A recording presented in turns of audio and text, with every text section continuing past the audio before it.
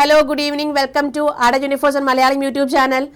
നമ്മുടെ ബാങ്കായ RBIയിലേക്കുള്ള റിക്രൂട്ട്മെൻറ്റ് കാര്യങ്ങളൊക്കെ സ്റ്റാർട്ട് ചെയ്യാൻ പോവുകയാണ്. ഒരു ചെറിയൊരു ഷോർട്ട് നോട്ടീസ് വന്നിട്ടുണ്ട്.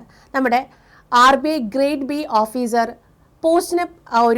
പോസ്റ്റിന് പ്രകാരമാണ് നമുക്ക് വന്നിട്ടുള്ളത്. അതായത് ഒരു ചെറിയൊരു ഷോർട്ട് നോട്ടീസാണ്. ടെൻഡർ കാര്യങ്ങൾ വിളിച്ചിട്ടേ ഉള്ളൂ.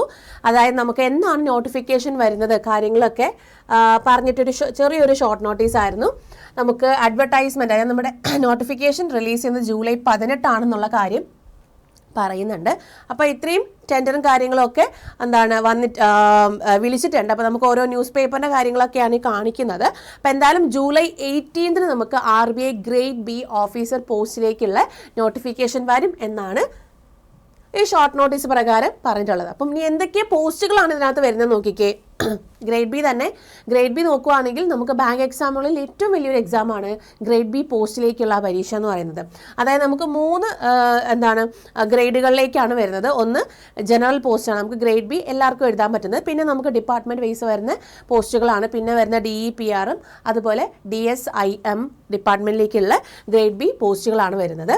അതുകൂടാതെ തന്നെ നമുക്ക് അതിൻ്റെ സെലക്ഷൻ പ്രോസസ്സ് എന്ന് പറയുന്നത് 3 പ്രോസസ്സും കാര്യങ്ങളാണ്. അതായത് phase 1 എക്സാം ഉണ്ട്, phase 2 എക്സാം ഉണ്ട്, പിന്നെ ഇൻ്റർവ്യൂ പ്രോസസ്സ് ഉണ്ട്.